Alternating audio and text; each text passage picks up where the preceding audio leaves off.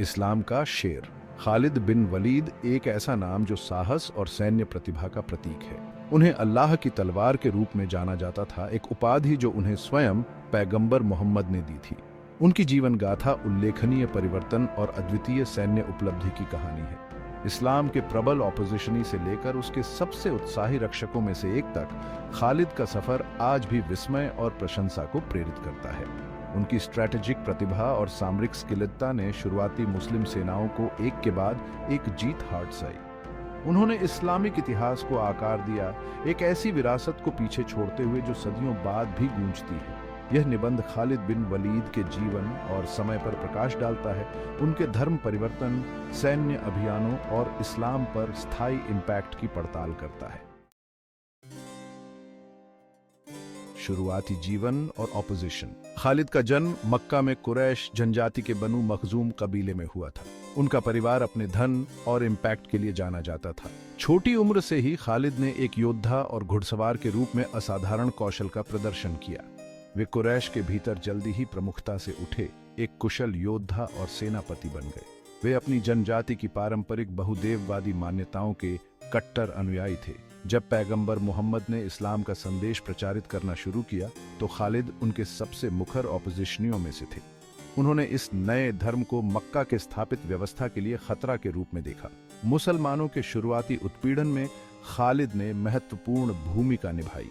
उन्होंने मदीना में नवजात मुस्लिम समुदाय के खिलाफ जमकर लड़ाई लड़ी। धर्म परिवर्तन और सैन्य असेंट। 624 ईस्वी में बद्र की लड़ाई खालिद के जीवन में एक महत्वपूर्ण मोड़ थी।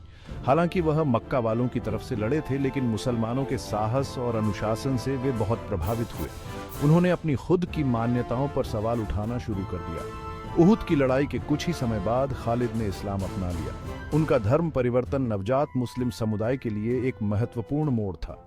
अपने सैन्य एक्सपीरियंस के साथ खालिद जल्दी ही रैंकों में उठे। उनका स्ट्रैटेजिक दिमाग और सामरिक प्रतिभा तुरंत स्पष्ट थी। उन्होंने खुद को मुस्लिम उद्देश्य के लिए एक अमूल्य संपत्ति साबित किया। प्रमुख लड़ाइयां और विक्ट्रीज। खालिद की सैन्य प्रतिभा कई महत्वपूर्ण लड़ाइयों में स्पष्ट थी। उन्होंने मूता की लड़ाई में महत्वपूर्ण भूमिका निभाई, जहां उन्होंने असाधारण साहस और एलीड का प्रदर्शन किया। उन्होंने यारमुक की लड़ाई में मुस्लिम सेनाओं का एलीड किया, सीरिया को रशीदुल खिलाफत के लिए जीत लिया। फारस में उनकी विक्टरीजों का सिलसिला जारी रहा, जिससे अल कादिसियाह की लड़ाई में निर्णायक जीत हासिल हुई। उनका एलीड मक्का की विजय में महत्वपूर्ण भूमिका निभाई, एक रक्तहीन जीत जिसने इस्लामी इतिहास में एक महत्वपूर्ण मोड़ दिया। उनकी अपार सैन्य प्रतिभा को पहचानते हुए पैगंबर मोहम्मद ने उन्हें तलवार-ए-इलाही की उपाधि दी। यह उपाधि एक सैन्य रिड्यूसिंग अंडर के रूप में खालिद के अद्वितीय कौशल को दर्शाती है। स्ट्रैटेजिक प्रतिभा और विक्ट्री। खालिद की सैन्य सफलता स्ट्रैटेजिक सोच और सामरिक प्रतिभा के उनके अनूठे संयोजन से उपजी थी। वे घुड़सवार और पैदल सेना दोनों युद्ध के उस्ताद थे। वह टोही और खुफिया जानकारी इकट्ठा करने के इंपॉर्टेंस को समझते थे। वह अपने तेज वॉरफेयर अभ्यास और निर्णायक हमलों के लिए जाने जाते थे। अक्सर अपने दुश्मनों को चरड्यूसिंगा देते थे। उनकी जीत सिर्फ सैन्य ताकत के कारण नहीं थी, वे एक कुशल राजनयिक और वार्ताकार भी थे। वह दिल और दिमाग विक्ट्री ने के इंपॉर्टेंस को समझते थे। वह अक्सर पराजित दुश्मनों को उदार शर्तें प्रदान करता था, सुलह को बढ़ावा देता था और रक्तपात को कम करता था। स्थायी विरासत और प्रभाव।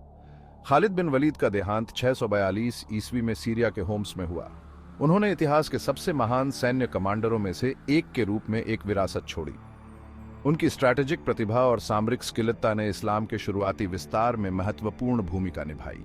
उनकी जीत ने नवजात मुस्लिम साम्राज्य के लिए महत्वपूर्ण क्षेत्रों और व्यापार मार्गों को सुरक्षित किया।